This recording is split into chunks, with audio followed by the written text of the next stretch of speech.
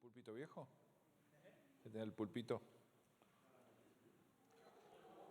¿Este es nuevo?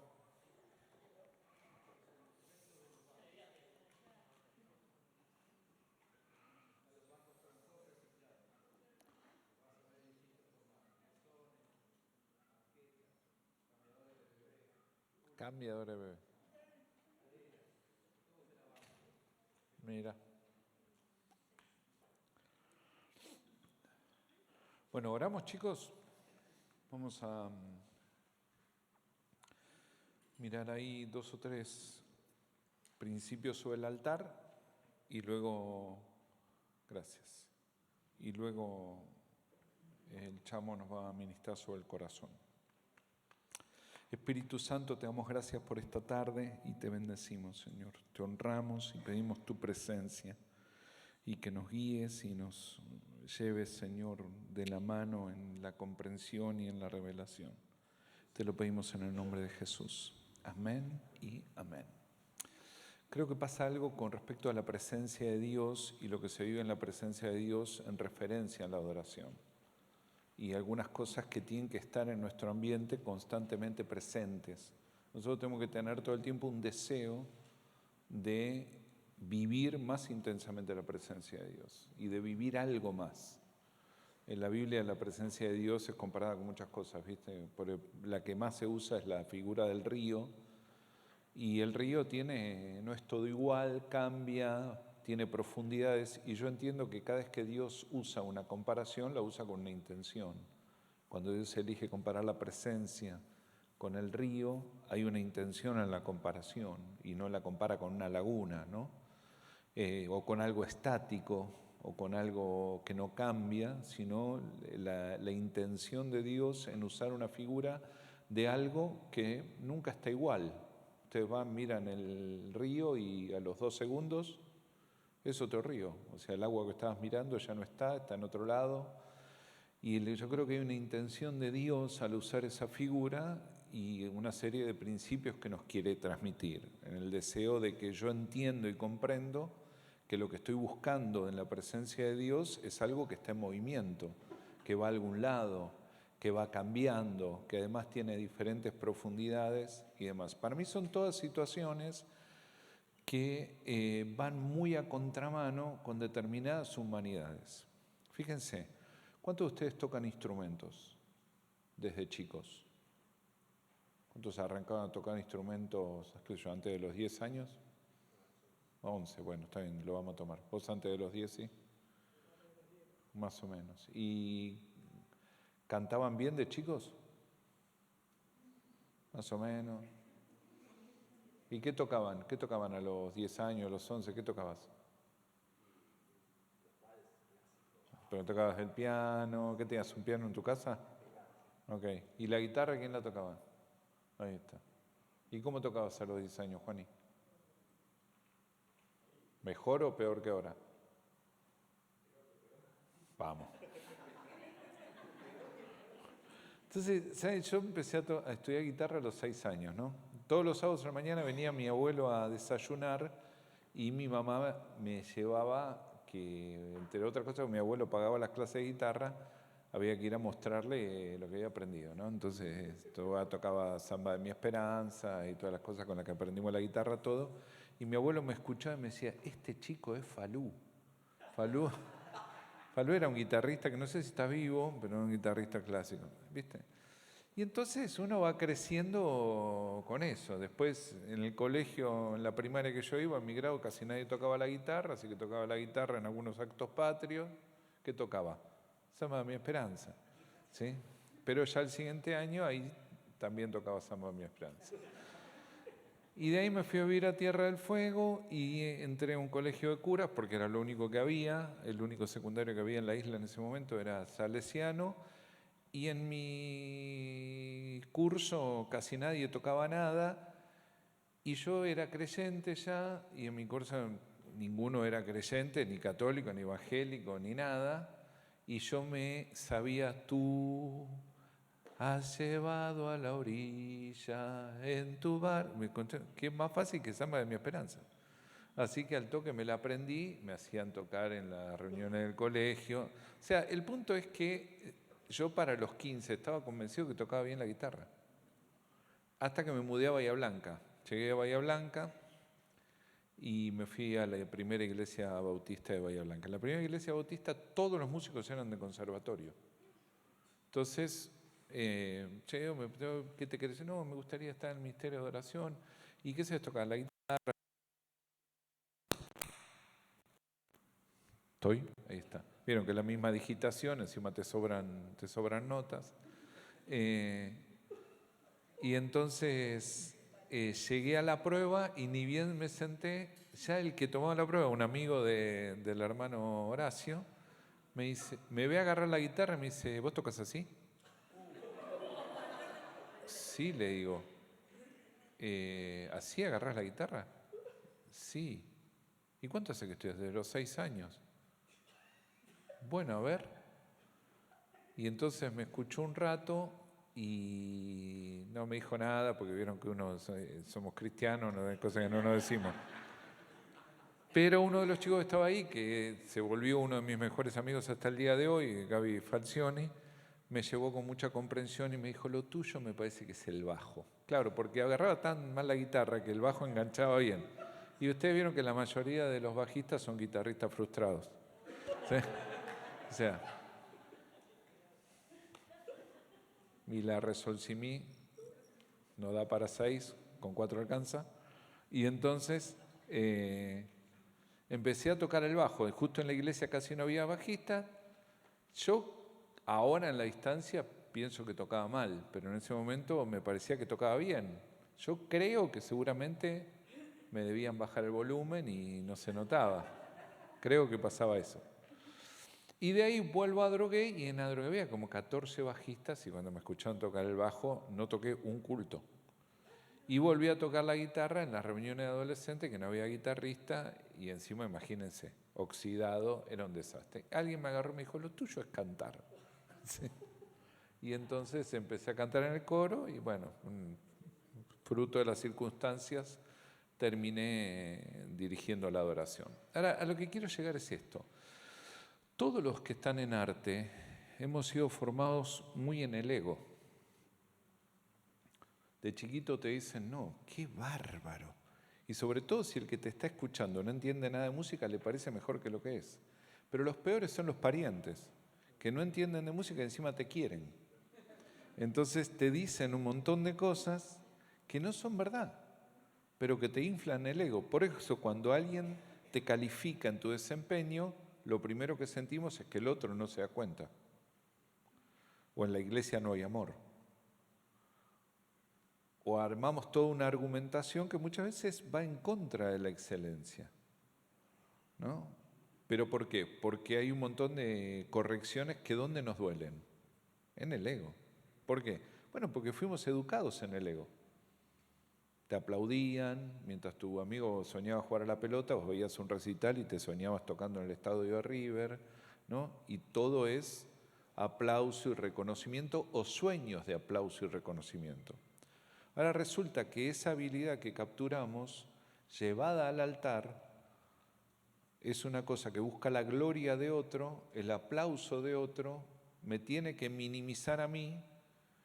Tengo un montón de reglas que son iguales en cualquier experiencia musical, por ejemplo, estar armónico con el resto, que lo que estoy cantando o ejecutando esté más o menos afinado, y una serie de cosas que son iguales en cualquier evento musical. Pero la particularidad de nuestros eventos musicales, que la clave y buena parte de la trascendencia de lo que hacemos tenga que ver con que no se note que estamos y cada vez se note más el que no se ve.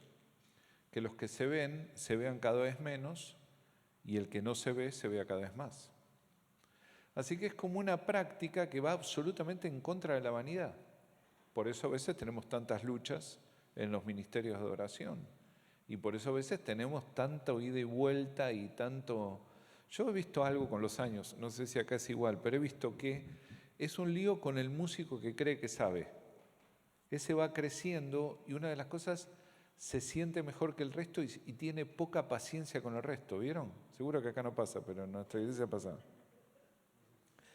Y entonces dicen, no, si no ensayan. El director de alabanza mandó un tema que por ahí el Señor se lo dio el día anterior. Y el director de alabanza ya sabe que no va a salir bien, pero resulta que el que es el dueño del culto le dijo que quiere cantar eso. Y el guitarrista que le dice, no, pero no podés mandarlo al cháter. Pero es que está orando, me lo dijo anoche. Bueno, viejo, arrancá a orar el lunes, porque si vas a orar los sábados, ¿no? O sea, pero vieron que el que sabe de verdad se vuelve cada vez más comprensivo, ¿notaron eso? El que cree que sabe, se le acaba la paciencia. Y cuando ese músico sigue creciendo y pasa al nivel donde de verdad sabe, cada vez es más comprensivo y, no sé, quería decirlo. Si sobra, no lo tomen, pero por ahí a alguno le sirve. Entonces, nosotros buscamos representar en nuestra vida todo un montón de cosas que la palabra enseña que tienen que estar representadas en una cosa que llamamos altar, que son nuestros cultos, un altar a Dios. Y después Chamo va a enseñar del corazón, pero nosotros vamos a ver el altar. Y él después nos va a hablar de lo que hay que poner arriba del altar. ¿Trajeron la Biblia? Deuteronomio 3 es un pasaje interesante, porque en Deuteronomio 3 Moisés se entera que no va a entrar a la tierra prometida. Se morfó 40 años en el desierto, se aguantó las rebeldías de Israel, un montón de situaciones, y finalmente en Deuteronomio 3, después de una batalla en un lugar que se llamaba Baal-peor y de derrotar a unos reyes, se da una primer conversación a partir del versículo 12. Che, entre paréntesis, el pastor Horacio me ministró hoy. Es muy bueno lo que me dijiste. Para todos los que no nos acordamos las citas bíblicas, pero nos acordamos las historias. Es verdad, las citas bíblicas no son inspiradas. Las puso sociedades bíblicas. Nosotros nos acordamos la historia. Yo ahora me siento mejor. ¿No? ¿Ustedes cómo se sienten? Sí, ¿no?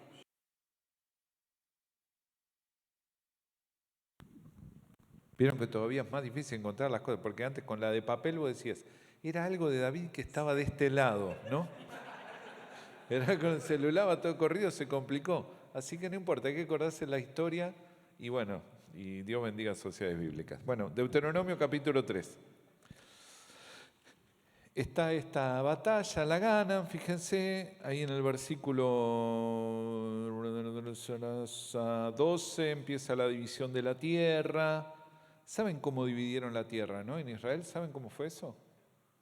Cruzan el Jordán, en realidad cruzan el Jordán 9 tribus y 2 medias tribus, ¿no? Porque se acuerdan que José estaba dividida en 2.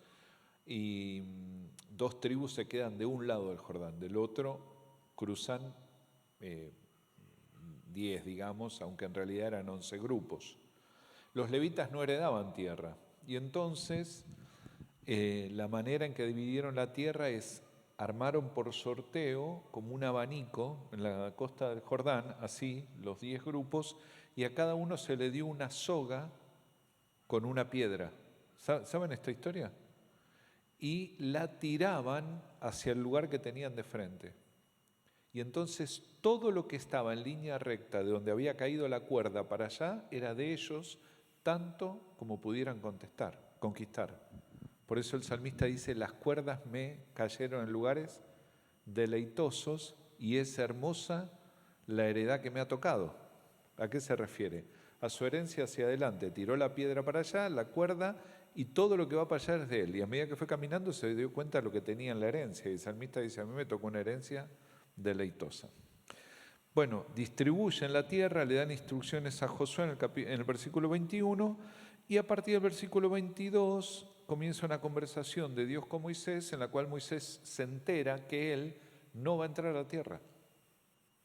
Así que lo que nosotros tenemos a partir del capítulo 4 de Deuteronomio es muy interesante porque es las conversaciones de Moisés que sabe que la gente que tiene adelante en poco tiempo no la va a ver más. Es como las conversaciones entre Juan capítulo 13 y capítulo 18 cuando lo llevan preso a Jesús. Todos esos capítulos es la charla de sobremesa de la última cena. Es como lo que Jesús quería que les quede en la cabeza antes que se lo lleven preso.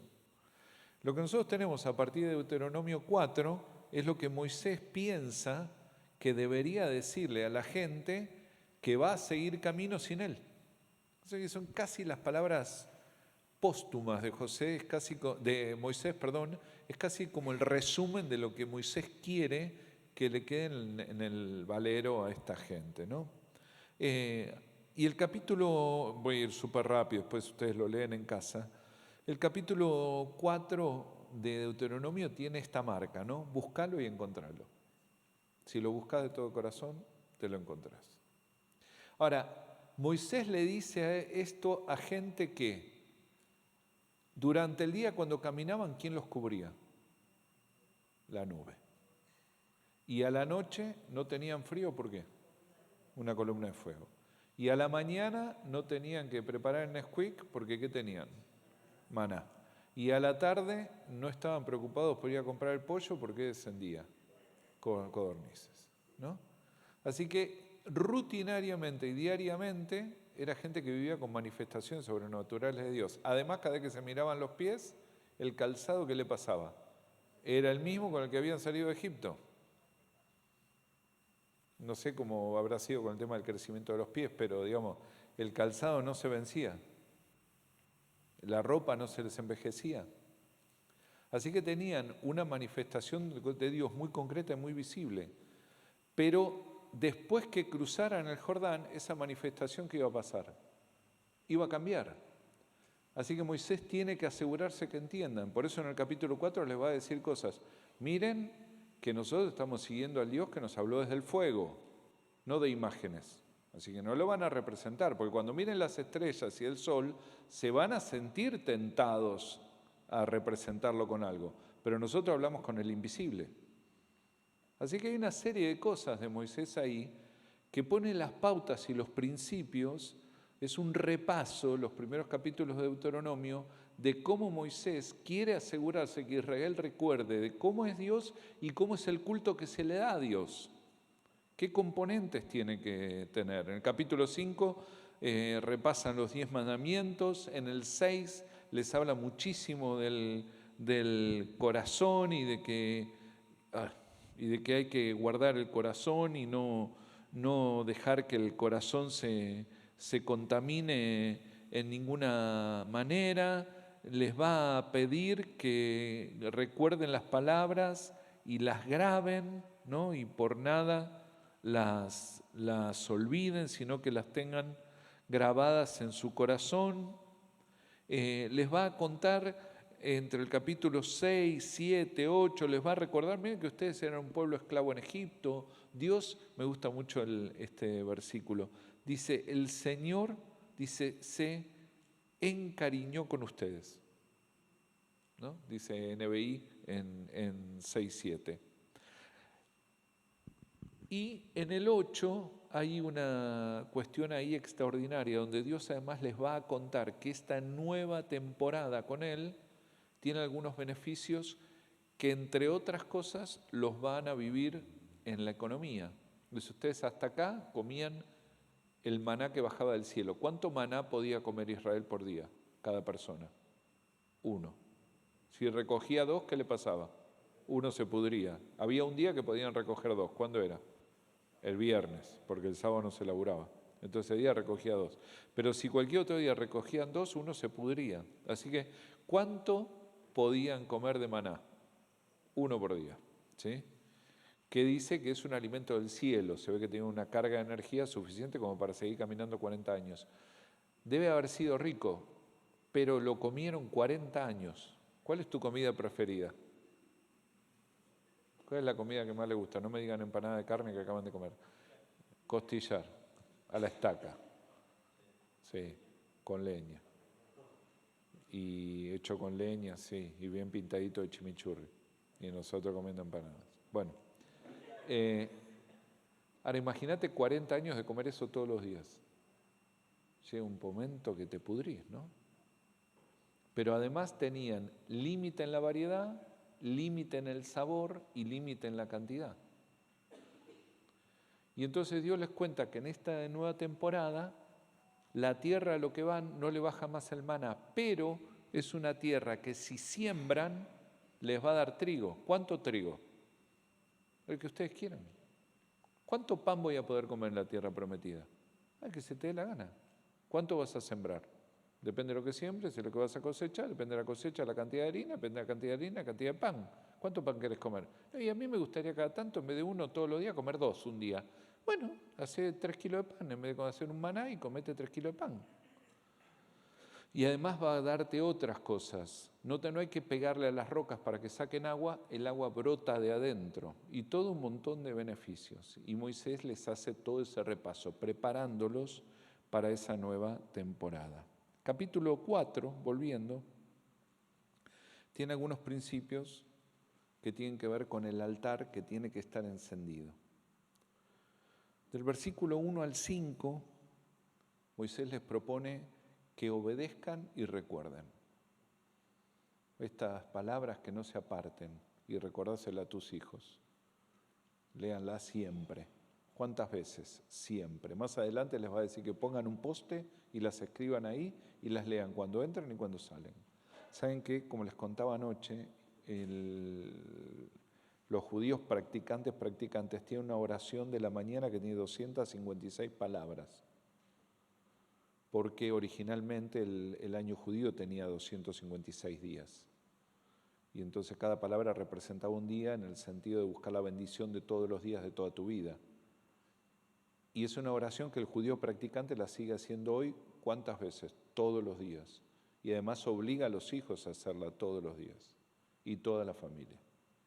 Y las hacen todos los días. ¿Cuál es el valor? Bueno, recordar.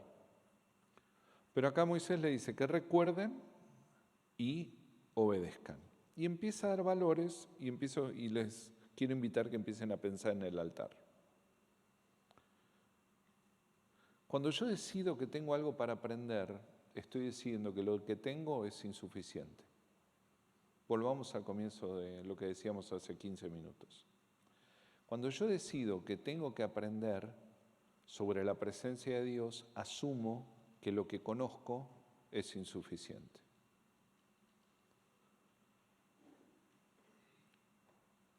Yo creo que tengo una comprensión de la presencia de Dios superior a la que tenía hace 2 años, no hace 10.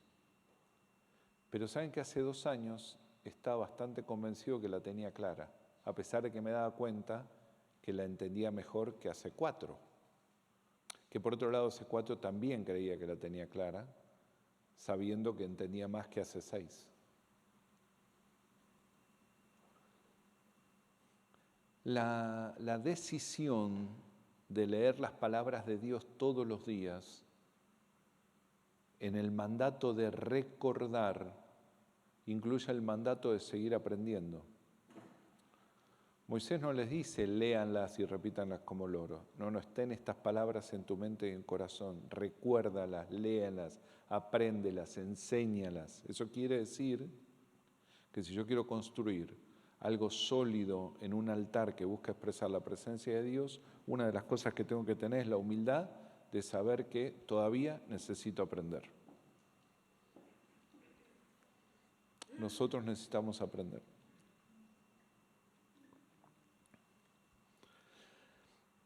Tenemos la tendencia a pensar algunas cosas que cuidan nuestra humanidad, pero no son bíblicas. Por ejemplo, vivo la presencia de Dios a mi manera. Bueno, eso suena bien en los movimientos de izquierda, pero en la Biblia no. Dios no me da mucho margen para armar el culto a mi manera como yo quiero con las cosas que me van o no me van, sino que todo el tiempo me invita, me desafía y me presiona a que yo vaya al lugar donde está Él, a vivirlo como Él espera que yo lo viva. Eso se llama humillarse. La palabra humillarse tiene que ver con la palabra desvestirse. El que se humilla se desviste. ¿De qué se desviste? Bueno, se desviste de cosas que todos sabemos que debemos desvestirnos, por ejemplo el pecado, pero también nos desvestimos de cosas que no son malas. Esas son las más difíciles. Para los que amamos a Dios, a veces estamos más trabados con las cosas buenas que con las cosas malas. Si cuando salís de acá viene el diablo y te quiere tentar y vas camino a tu casa y viene el diablo y te dice, ¿qué te parece? ¿Por qué no nos drogamos? ¿Te tienta eso? ¿Los tienta o no los tienta? Ustedes a veces preocupan, ¿eh? ¿Los tienta a drogarse? O sea, ¿los tienta a drogarse o no los tienta? Ok. Bueno, qué bien. O por ahí vas camino a tu casa y decís, ¿por qué no nos una salida hoy y salimos a matar viejitas? ¿Te tienta? Vamos. Pero para nosotros no es un lío descartar a veces las cosas malas, para nosotros es un lío a veces descartar las cosas buenas, las que no son oficialmente pecado, pero que si Dios espera que yo me las saque de encima, se vuelven pecado. Yo adoro a mi manera. ¿Cómo sería tu manera? Y entonces estamos llenos de esta frase, yo opino, ¿vos qué? A mí me parece, ¿a vos qué? Me imagino cualquiera de nosotros teniendo esa charla con Dios, explicándole que Él debe respetar como yo quiero adorar porque tiene que respetar mi individualidad. Es una charla ridícula. ¿Ustedes creen que Dios se acomoda a nosotros? Sí, en el comienzo de la fe, pero ustedes están en la plataforma. Esa frase para ustedes no corren. Dios no se acomoda más a nosotros. Nosotros tenemos que ser la primicia de los que se acomodan a Él. Somos la gente de la plataforma, pero no porque estar más alto, sino por los que levantan el altar. Y entonces nosotros nos acomodamos a Él, a lo que Él quiere en la forma que Él quiere. Dios, cuando yo era chiquito en la fe, Él caminaba a la velocidad mía para que yo no me quede atrás y me pierda. Pero venido el crecimiento, en palabras del apóstol Pablo, estando un poquito más grande y ya pudiendo comer otras cosas, ya no es que Dios tiene menos paciencia, es que tiene más expectativa. ¿Sí? Entonces, vamos poniendo cosas que tienen que estar en el altar. Por ejemplo, mi opinión vale relativamente. Los creyentes tenemos la sensación de que todos los creyentes son iguales. Y tenemos esta frase, somos todos iguales delante de Dios. ¿Escucharon esa cansada alguna vez? ¿No saben que no es verdad? Y que no es bíblica, además. La Biblia está llena de historias de gente que Dios destaca. Hay gente con la que la Biblia dice que Dios hizo amistad por encima de otros. Ahora, Dios nos ama a todos, ¿es verdad? Sí. ¿Murió por todos? Es verdad. ¿Somos todos iguales delante de Dios? Suena hermoso, pero no es verdad. Hace unos años estábamos en la iglesia y entonces hicimos una jornada de entrenamiento con mensaje de salvación. Y cerrábamos a la noche y Carlos Anacondia tenía que enseñar sobre guerra espiritual. Y subió y entonces empezó a hablar de los perdidos. Y yo estaba con el hijo, me dice, hablar de los perdidos, me dice, no termina el culto. Digo, ¿por qué? No, porque ahora empieza a hablar de los perdidos, empieza a llorar, no termina el culto. Bueno, qué sé yo. Y efectivamente, a los 10 minutos, hablando de los perdidos, Carlos se cae de rodillas y empieza a llorar como un chico, en el medio de la plataforma. Varios minutos. Imagínense, el auditorio explotado y Anacondia solo llorando. O sea, la gente lo miraba, no sabía qué hacer. Y el otro que me dice, te dije. Le digo, ¿qué hacemos? No, para bancar a ver si se le pasa y si no, me dice, subimos. Entonces se sonó un poco los mocos, qué sé yo, se paró, respiró, pidió perdón y volvió a retomar y otra vez se volvió a quebrar. Y ya se quebró tanto que se bajó. Y nos quedó el auditorio lleno con un montón de gente llorando, habiendo recibido esa administración de esa manera tan extraña. Y nosotros subimos, tuvimos un tiempo de adoración, Moisés compartió la palabra que de paso la rompió toda, y yo me fui atrás a un quincho que tenemos donde se había ido Carlos. Cuando voy para el quincho, Carlos está tirado en la otra punta del quincho, postrado en el piso llorando. Entonces le digo a la esposa, ¿qué hago? ¿Le llevo un té? No, me dice, ahora se le pasa, déjalo un rato. Me dice que en un ratito ahora se le pasa. Le digo, ¿pero le pasa mucho? Está con mucha carga por el país. Me dice, yo me despierto a la madrugada, no está en la cama. Los hago buscar, está tirado en el pasto llorando por Argentina. Me dice, a veces se pasa toda la noche ahí. Entonces yo pensé, yo oro por el país. ¿Alguno de ustedes se pasa toda la noche llorando en el pasto?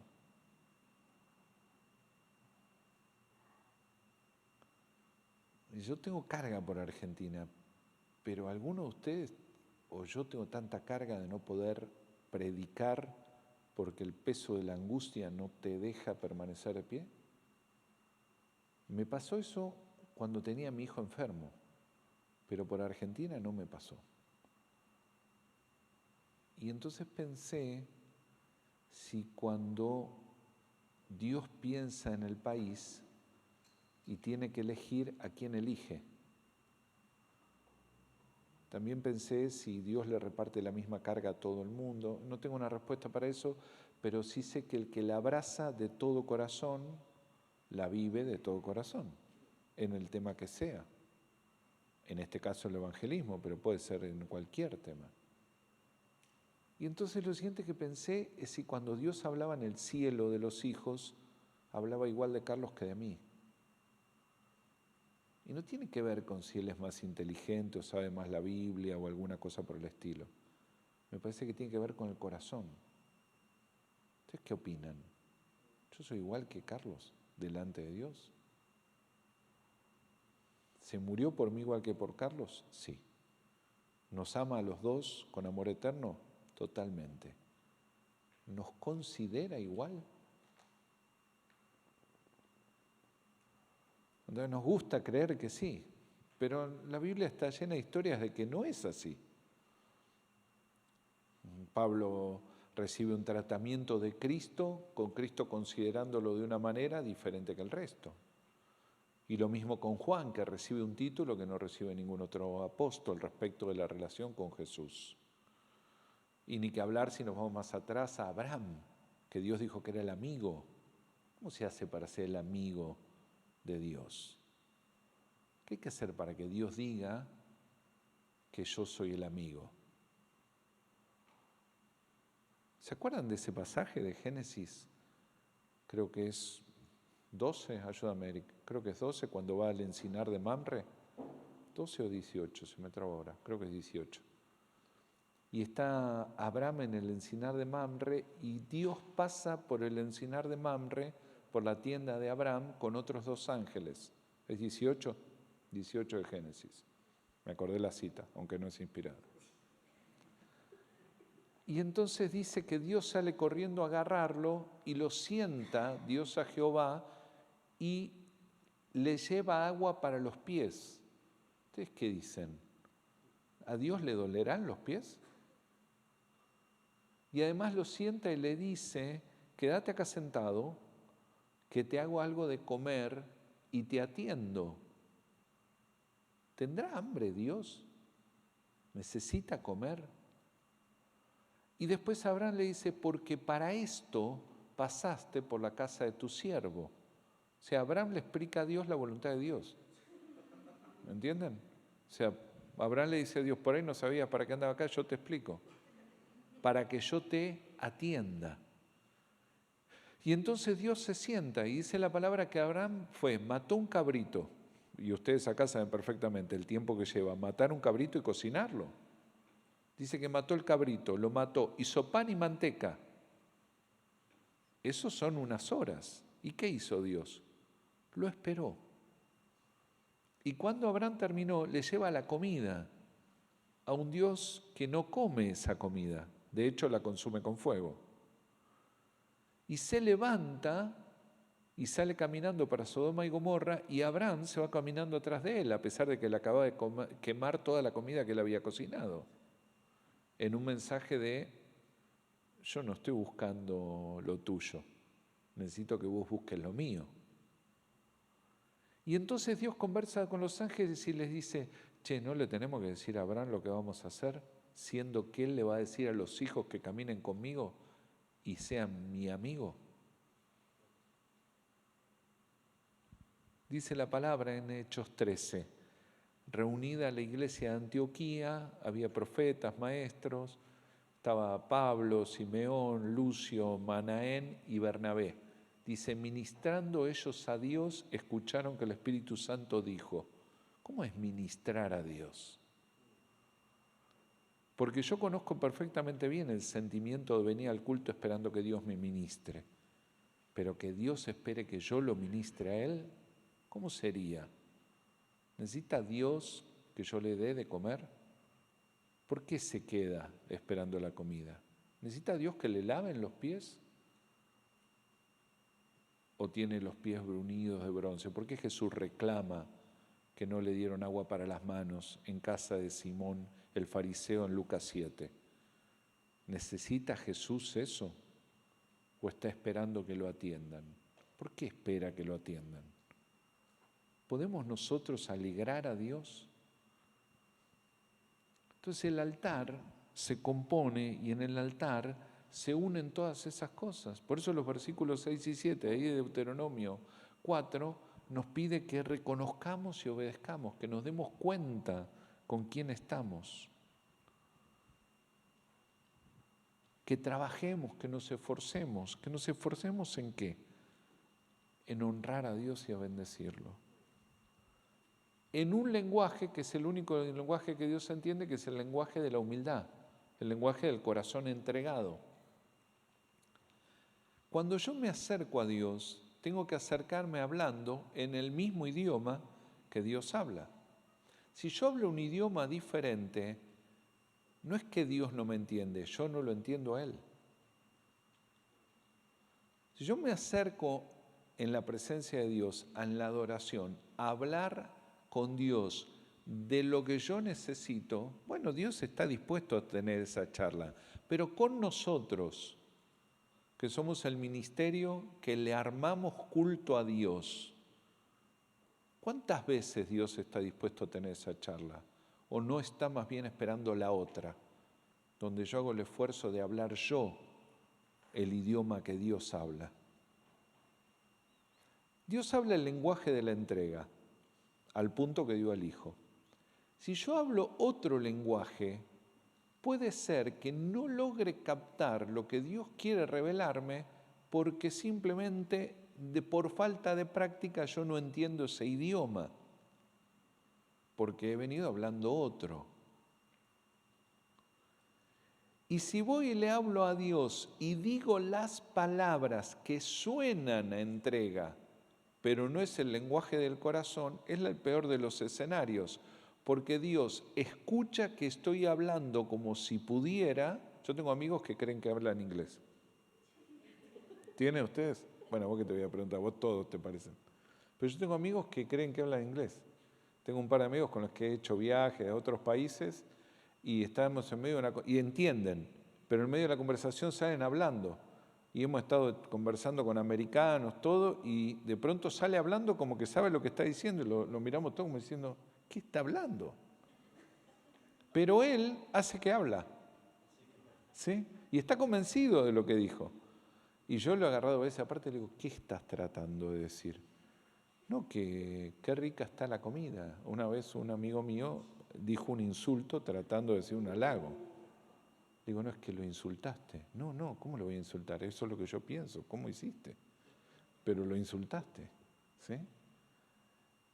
Bueno, con Dios a veces pasa similar.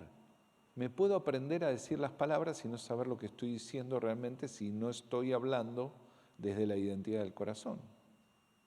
¿Me entienden? Y entonces un escenario todavía peor, porque Dios escucha que yo hablo como si entendiera, pero su corazón está lejos. Este ministerio en esto es el que más complicaciones tiene en la vida de la iglesia.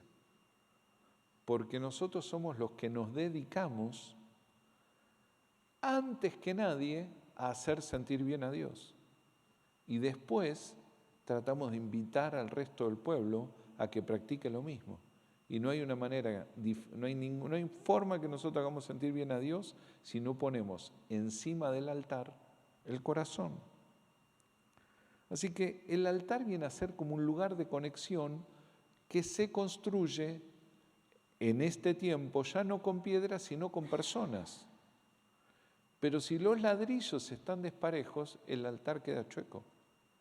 Y si el altar queda chueco, no aguanta lo que le ponemos arriba. ¿Y saben lo que hay que poner arriba del altar?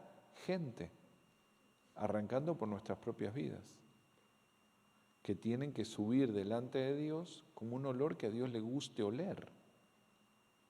A Dios le gustan dos olores.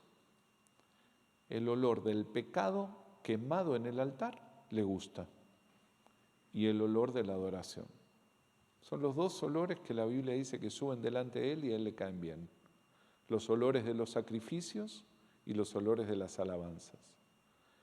Y nosotros vamos como la primicia de los que tratan de manifestar estos dos olores. Siempre tratando de crecer y esforzándonos en crecer en el corazón humilde. Ahora es notable, yo he visto esto, que algo espiritual siempre se levanta en el ministerio de adoración cuando nos dicen que necesitamos conocer más a Dios. Lo primero que pensamos es, yo lo conozco. Siempre se levanta algo. Les digo con toda certeza, necesitas conocer más a Dios. Yo necesito conocer más a Dios. Bueno, pero entonces todos necesitamos conocer a Dios. ¿Cuándo no necesitamos conocer? Si vamos por ahí, entonces necesitamos acomodar el corazón. El estar sediento me tiene que llevar ahí. Ahora, si yo ejerzo este ministerio sin esa espiritualidad, este es un ministerio tensionante, estresante y agotador. ¿A qué hora vienen ustedes? ¿El culto es a las 8 mañana? A las 7 es el culto mañana, 7 de la tarde. ¿Y ustedes a qué hora vienen? Los que tengan que... ¿A qué hora? 5:30. ¿Y no les recontrahincha la paciencia la gente que... Porque ustedes vienen 5:30 cuando hay 30 grados, cuando hay 3, ¿no? ¿Los días de lluvia también vienen 5:30? ¿Los días que juega Argentina van a venir 5:30? ¿O suspenden el culto? Upa. Qué momento, ¿no? ¿Sí? A nosotros nos tocó el culto el día de la final con Alemania. ¿Y saben qué hicimos? Culto. Y 40 y pico de personas, claramente gente con problemas, fue al culto. ¿Sí? Y después el siguiente culto se llenó de gente que necesitaba consolación. Pero el de las 5 de la tarde fue gente. Nosotros vamos igual. ¿Por qué? Amamos el altar. Y sentimos que es un privilegio. Pero no les hincha a veces cuando te encontrás conmigo y me dices, che, ¿no fuiste el domingo? No, ¿sabés qué tipo 6 me agarró una fiaca?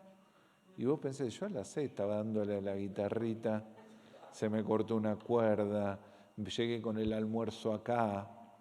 ¿No? ¿No les pasa eso a veces? Bueno, es que le fluye otra cosa. Se supone el ministerio de adoración, todos los ministerios de culto, y acá pongo a multimedia, pongo los ministerios de danza, los sugieres, no son mejores que otras creyentes, pero son privilegiados, construyen el altar y tienen oportunidades de contacto con Dios diferentes que muchos de los miembros de la iglesia. Es un privilegio. Si lo usamos para agrandarnos, entonces podemos estar parados en el altar y estar fuera del altar. Pero si lo entiendo y lo vivo así, entonces lo veo como un privilegio. Pero la única manera que lo viva es a lo Abraham, tratando de atender a Dios. Es al estilo de Moisés. Mirá, reconocelo, esforzate y trata de capturarlo, de aprender lo que Dios tiene para vos. El día que pierdo eso, tengo que parar y buscar recuperarlo. Uno de los síntomas de que lo puedo perder es cuando dejo de tener sed. Si nosotros no mantenemos la sed, ¿sabe lo que nos crece enseguida? El cansancio. ¿No les pasa? Aprovechemos que no está Horacio. Pero ¿no les pasa que a veces están cansados? ¿Y no se dan cuenta que están más cansados cuanto menos sed tengan? Cuando voy al culto para el encuentro con Dios diciendo, y a ver qué pasará hoy, no me importa cuánto dormí, si me duele el cuerpo, si me dio COVID. Yo conozco gente que no va al culto porque le dio COVID hace 2 meses y conozco otros que toda ocasión es buena. ¿Cuál es la diferencia? Bueno, la sed, el deseo. ¿El deseo de qué? Del contacto con Dios, de conocerlo más.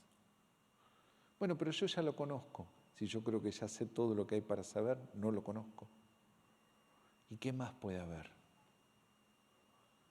Si ese deseo no lo llevo al altar, ese deseo se vuelve frustración. Hace un tiempo yo estaba con mucha carga con eso, porque veía algunas manifestaciones en la adoración en otros lados que para vivirlas nosotros había que remar media hora el culto. ¿Me entienden, no? Lo que es remar un culto. ¿Sí? Ok. Y yo iba a otros lados y veía que hacían trin, bajaba la paloma en tirabuzón, la gente no había que decirle nada. Decía, ¿qué pasa? ¿Qué pasa? Y a veces veía a alguno de los míos en determinado ambiente, decía, pues este desgraciado, para que levante la mano en la iglesia, le tengo que mandar un ujier con una 38, y acá... Y Dios empezó a hablarme de los ambientes, la construcción del ambiente de fe. Y empecé a hablarle a la iglesia de la construcción del ambiente de fe, que suena como algo medio humano y medio casi como que si no fuera del todo transparente. Pero saben que Jesús lo hacía bastante. Para determinadas cosas que quería ir a hacer, no iba con cualquiera. ¿Por qué no subió con todos al monte de la transfiguración? Y porque Jacobo, Juan y Pedro, aún con sus errores, en cualquier cosa que hacía Jesús lo seguían. Pero no subió con Tomás, que también lo seguía, pero siempre con una perspectiva media corrida. ¿Se acuerdan cuando le dicen, che, se murió Lázaro? Y Jesús dice, vamos a Betania, que la última vez los habían sacado los piedrazos. ¿Se acuerdan lo que dice Tomás? Vamos con él para que muramos. Eso es un tipo positivo. ¿Sí? Vamos para que muramos. O sea, el tipo estaba re comprometido, estaba dispuesto a morir, pero vamos que nos maten. Entonces, no te lo llevas al monte de la transfiguración. Vos necesitas llevar gente que cuando está ahí dice, quedémonos acá para siempre. ¿Sí? Cuando Jesús va a la casa de Jairo, entra y lo primero que hace es saca a todo el mundo. No, la gente que llora no me la dejen, tráigame los que creen. Y ni aún de sus propios discípulos pudo incluir a todos. Mantuvo los padres antes de sanar a Talita Kumi. El ambiente de fe, la construcción del ambiente de fe. Ahora, nosotros no podemos construir un ambiente absoluto de fe con toda la iglesia porque hay gente que viene por primera vez, hay otro aquel que vino endemoniado, aquel que vino con angustia, el otro que vino porque era domingo, pero nosotros podemos construir un ambiente de fe en nuestro ministerio. Y el ambiente de fe que ustedes construyan es el ambiente de fe que se va a manifestar. Es lo que se derrama y baja de la plataforma. Pero tenemos que tener la expectativa de que pase. Y entonces los ministros son la primicia de lo que queremos que suceda. Hace un tiempo, le contaba a Horacio hace un ratito, Dios me empezó a hablar de que los jóvenes tenían que secuestrar la iglesia. Así me habló específicamente. Dejá que los jóvenes secuestren la iglesia. Y usó la palabra secuestren. Y nosotros en ese tiempo teníamos una experiencia de adoración adolescentes muy fuerte, pero veníamos saliendo de todo un cambio de liderazgo en jóvenes y estábamos trabajando en jóvenes. Y en mi mente yo esperaba que lo que se veía en el culto del domingo, que era intenso, bajara a los jóvenes. Y Dios me empezó a hablar que no, que era al revés, que en este tiempo era un fuego que se construía en otro lugar, que tenía que subir todas las edades. Y empezamos a crear los espacios y a buscar eso y a empezar a manifestar que la norma de lo que queríamos vivir era lo que se estaba viviendo en algunos espacios. Y le empezamos a dar libertad a nuestros adolescentes y jóvenes de ministrar como Dios les estaba dirigiendo. Y a alguna gente le costó un montón, ¿no? Pero bueno, viste, lo que no te mata, te engorda, ¿no? O sea, no te moriste, vas a crecer. Pero teníamos un ambiente en el ministerio de adoración consolidado. Vamos para ahí. ¿Qué queremos? Esto. Queremos que pase esto, ¿no? Y entonces empezó un alboroto en la adoración que aún durante la pandemia lo pudimos liderar y después de la pandemia se desbordó. Y se está desbordando en este momento que estamos viviendo. Donde nunca fue tan fácil dirigir la alabanza como ahora, porque la verdad es que no hace falta ni hablar. Empiezan a ministrar, nadie dice nada. Yo de hecho no me gusta que se hable mucho cuando se dirige la alabanza. De hecho el concepto de dirigir la alabanza no me gusta como concepto. Me gusta el concepto de levantar un altar y adoremos a Dios. Y hablemos poco y busquemos que Dios hable mucho. Pero para que Dios hable mucho, los que ministramos tenemos que ser cada vez más un canal. Porque si no somos un canal, no se escucha lo que Dios dice y se mezcla con lo nuestro. ¿Me entienden?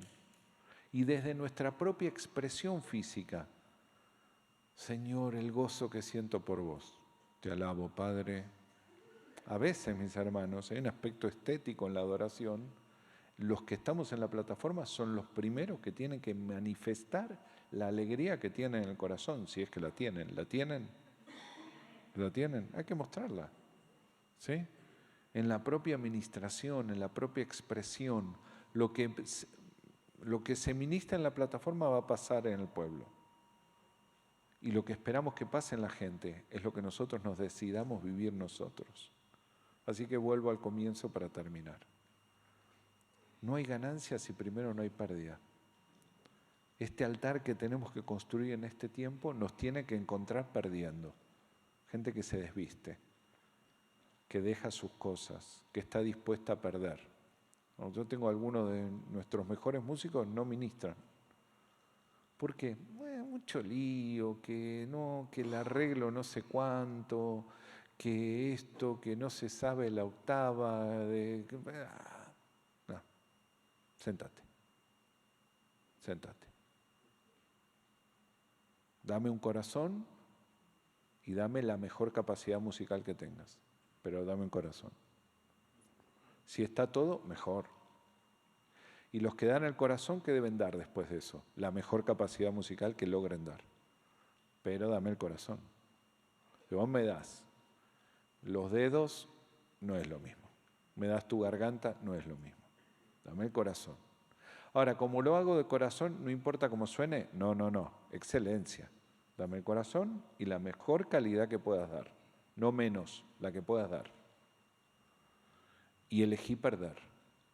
¿Qué adoración le planteamos a Dios? La que en este momento está ministrando la iglesia. ¿Cuál es la ministración para la iglesia, el camino en este tiempo? Dios está ministrando ¿con qué? Eso es muy importante. Nosotros estamos viviendo un momento donde Dios está ministrando pasión. Entonces yo quiero la adoración apasionada. ¿Y las canciones con qué tienen que tener que ver? Con esa pasión. Y tratemos que coincidan con el sermón. Pero la verdad es que 50 veces, a veces quema la lista, no coincide mucho con el sermón, pero coincide con lo que Dios está ministrando en el pueblo, para mí está bien. Entonces, ¿qué está ministrando Dios al camino en este momento? Pasión, búsqueda, restauración. ¿De qué les está hablando Dios? Porque eso es lo que hay que ministrar desde el altar. Ahí es cuando conectás. Les decía, cuando eso pasa, dirigir la adoración se vuelve fácil y difícil. Fluís con Dios, Dios se manifiesta, la gente te sigue. pero a la vez la gente viene con la expectativa de que pase algo. No que la adoración esté buena, no le importa la canción, quiere que pase algo. Quiere ir al culto a vivir algo con Dios, intenso y relevante. ¿Por qué? Porque el otro día estuvo así. Hace un mes y pico que empezamos a tener esos cultos, que la gente se empezó a quedar después del culto. Y un domingo se quedaron 1 hora y media. Y entonces viene mi esposa llorando y dice, esto es una bendición. Le digo, ¿usted es loca? Esto es una complicación. ¿Sabes lo que quiere la gente el domingo que viene? De acá para allá. O sea, más vale que oremos más. O sea, nos acaban de levantar la vara.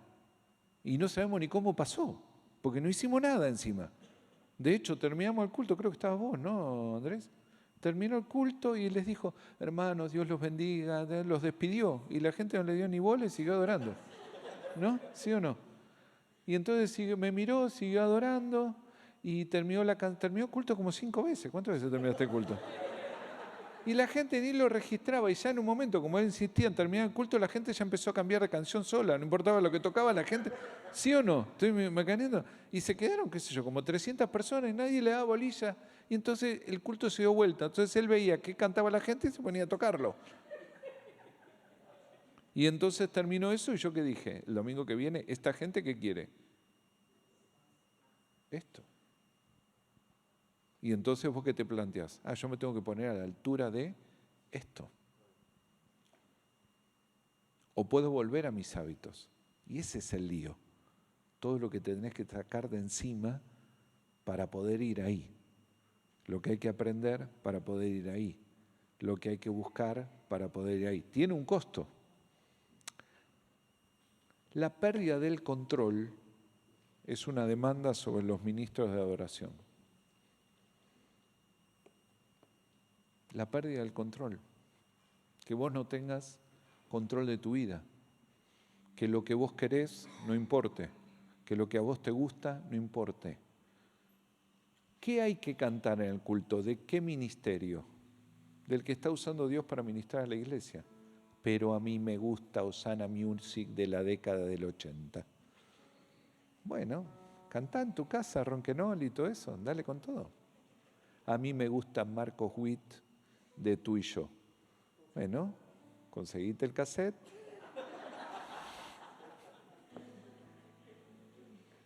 ¿Pero qué? ¿No van más esas canciones? ¿Qué sé yo? Deben ir.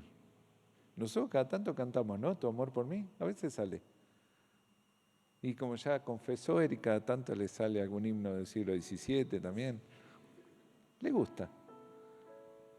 Pero si está en lo que el Espíritu Santo está haciendo en ese momento, entonces no importa nada, queda bien. Pero por regla general, ¿qué deberíamos nosotros escuchar? ¿Con qué tendríamos que adorar nosotros? Con lo que sea que Dios está usando para ministrar a su pueblo en este momento. Y no me gusta Marco Brunet, es negro. Bueno, sanate, abandona todo racismo y adora porque Dios lo está usando. ¿O no? O quien sea. ¿Sí? Lo cargo a Marco porque lo quiero mucho. Y en todo caso, el problema no es el color de la piel, sino que sea brasilero, ¿no? Eso es peor. Y lo que a mí me gusta entonces, no importa. Y lo que yo quiero, no interesa. No, pero Dios me respeta. ¿Dónde? ¿En qué planeta? ¿En qué Biblia Dios me respeta? Son frases para placas de Facebook, ¿eh? Son frases de Instagram que suenan bárbaros, pero en la radicalidad de la fe no corre, mis hermanos. Y en este ministerio se demanda radicalidad. Si es que queremos ver la gloria de Dios. Esta noche les voy a hablar sobre tratar de ver a Dios. ¿De qué hablamos cuando decimos que queremos ver a Dios? ¿No? Y vamos a ver si podemos espiarlo. Digo espiarlo nada más porque el día que lo veas es que... ¿Sí? Pero por ahí podemos espiarlo. La palabra dice que en esta carne mía puedo esperar ver su gloria, no a Él, pero los efectos de su gloria sí. ¿De qué hablamos de eso? Entonces otra vez, es la pasión. Es la pasión. Entonces, sin el corazón en ese lugar, no vamos a vivir más que lo que vivimos. Si alguno acá siente que estoy prejuzgando el momento de la adoración en la iglesia, no lo estoy prejuzgando, lo estoy juzgando. Creo que ustedes necesitan más de Dios. ¿Por qué? Porque yo creo eso para mi vida también. Y hace un ratito hablábamos eso en la mesa con los chicos, nos quedamos hablando lo mismo. ¿Qué habrá más adelante en el camino? ¿Qué deberíamos estar buscando? ¿Qué es lo que viene? ¿Cómo? La pasión. ¿Qué hay después de la pasión? Nos apasionamos. ¿Qué sigue? ¿Sí? No, hay más que esto. Esos momentos de la presencia de Dios donde te perdés. ¿Los viviste alguna vez? Que hasta el tiempo se altera. ¿Les pasó alguna vez? Mirá este reloj y decir, wow, ¿1 hora? ¿En serio? Y entonces uno espía la eternidad. Dice, no me voy a aburrir en la eternidad, porque el tiempo deja de funcionar. Y acá lo puedo experimentar, acá lo puedo buscar. Si no, todo nos pasa y no sabemos por qué. Entonces, ese punto se llama de ruptura. Y ahora sí les hablo con todo el amor del mundo, pero ustedes necesitan romper ese punto. El punto de perder el control. Acercarnos a Dios sin querer controlar a Dios. Necesitamos romper ese punto. ¿No? Esta mañana creo que la palabra que dieron, acá sos Tuti, ¿no? A nosotros se llama Ruth García, pero lo que compartió Tuti hoy y lo que compartieron los chicos, me parece que habla de eso. Necesitamos romper. Hay un punto de quiebra ahí. Necesitamos quebrar ahí. O sea, esos lugares donde uno agarra y dice, a mí no me importa nada. No me interesa nada. Ya que venga el Señor, yo acá. ¿Me entienden esta tarde? ¿Alguien me entiende? Es donde abandonás la vergüenza, donde hay días que estás en un culto con la sensación de que deberías gritar y te fuiste sin gritar. Ahí tomaste el control. Quiere decir que Dios no lo tomó. El culto que estabas en medio de la adoración, nadie llamó al altar, pero vos sentías que tenías que ir y no fuiste. Ese día mantuviste el control y Dios perdió el control. El día que sentiste que te tenías que postrar porque arrodillado te parecía demasiado elevado y te fuiste sin hacerlo. Ese día Dios perdió el control y yo mantuve el control. Y todo lo que estamos buscando está del otro lado de esas cosas, de esos momentos. Queda del otro lado. Entonces, Horacio no sabe esto, pero hace como 2 años, en un Zoom que tuvimos, ¿te acordás cuando hacíamos Zoom? En un Zoom que tuvimos, estábamos discutiendo algo sobre los pastores de Argentina, con el equipo de pastores, y vos dijiste, a veces hay que caminar al oscuro. Y a mí el Espíritu Santo me empezó a hablar de caminar hacia la oscuridad en la que está Dios, como caminó Moisés, a ver qué hay del otro lado. ¿Sí? Y Dios me dio una palabra con eso y me habló mucho en mi vida personal. ¿Qué hay del otro lado? ¿Qué pasa cuando tengo que caminar a lo que no veo y tomar las cosas que no tengo control? ¿Qué pasa cuando estoy invitado a perder el control? ¿Me entienden? Entonces, yo creo que nuestro Dios es digno de adorar. Ustedes lo creen también, ¿no?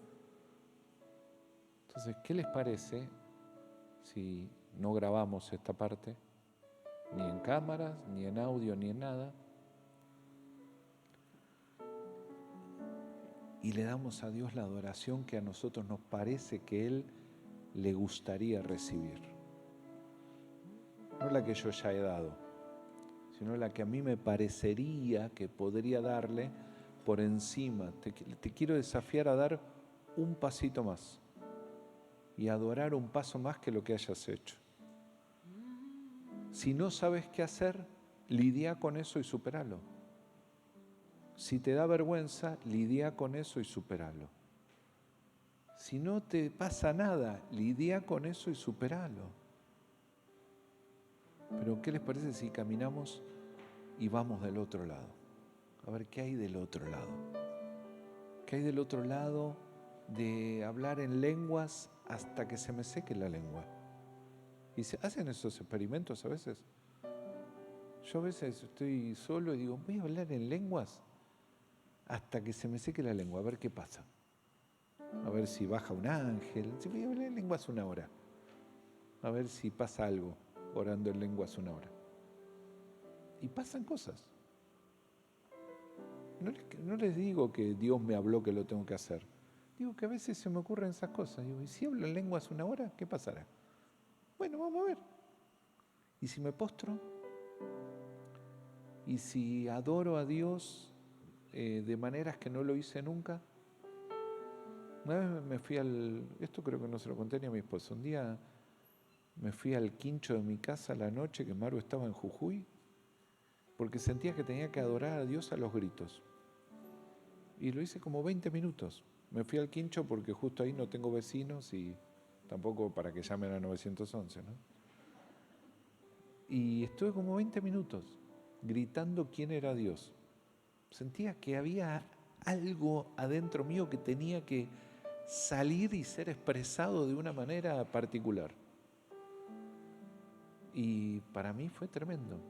Y me quedé tan cebado que a la mañana siguiente fui al culto, no sé si estaba dirigiendo vos, que le agarré y le dije a la gente, vamos a gritar quién es Dios. ¿Estabas vos? Y la gente me miraba, y miren que mi iglesia me sigue en cualquier locura. Me miraba y digo, no, vamos a gritar. Entonces, no, ¿vete? Y tuvimos un rato, ¿no? Y una ruptura. Y terminó ese momento y la gente dijo, wow, resulta que proclamaré tu nombre. Por ahí quiere decir lo que quiere decir la palabra, lo gritaré a voz en cuello. ¿Sí? ¿Qué es lo que quiere decir la palabra? Y yo digo, proclamaré tu, Señor, proclamo tu nombre. No, proclamaré es, lo voy a gritar a voz en cuello. ¿Cuántas veces? No dice el pasaje, hagámoslo hasta que Dios diga ya está. No, yo a veces pruebo esas cosas. Entonces voy a hacerlo hasta que Dios diga, listo, ya entendí. O ya lo capté, me amás. Ok, listo. A ver qué hay del otro lado. ¿No tienen ganas de probar qué hay del otro lado? ¿Nunca tuviste ganas de cantar en lenguas? Vamos a cantar en lenguas. ¿Pero que sentís que Dios te dice que lo hagas? No, siento que por ahí está bueno. O sea, hablar en lenguas está bueno y cantar también. Por ahí juntar las dos cosas está buenísimo. ¿Qué opinan? ¿Y qué? Agarro y lo hago. Claro. Yo creo que a Dios mal no le va a caer. ¿Qué opinan ustedes? No hay manera que le caiga mal. Si lo estoy haciendo porque me quiero conectar más con Él. Vamos a probar de cantar una canción que no cantó nadie. ¿Y cómo se saca? ¿De dónde saco una canción que no se cantó? ¿Qué sé yo? ¿Se saben los nombres de Dios? ¿Los saben o no? ¿Qué nombres de Dios se saben? ¿Los quieren decir en voz alta? Shalom Shire. ¿Qué más? El Shaddai. ¿Qué más? Él es el Alfa. ¿Qué más? ¿Qué más se saben que Dios es? Rafá. ¿Qué más? El creador del cielo y de la tierra. ¿Saben que hizo eso? Bueno, ¿se animan a ponerse de pie y hablar de cosas que Dios es, que Dios hace, de los nombres de Dios, de cosas que describan a Dios? Ponete ahí en pie donde estás. Vamos a probar, más no nos va a hacer.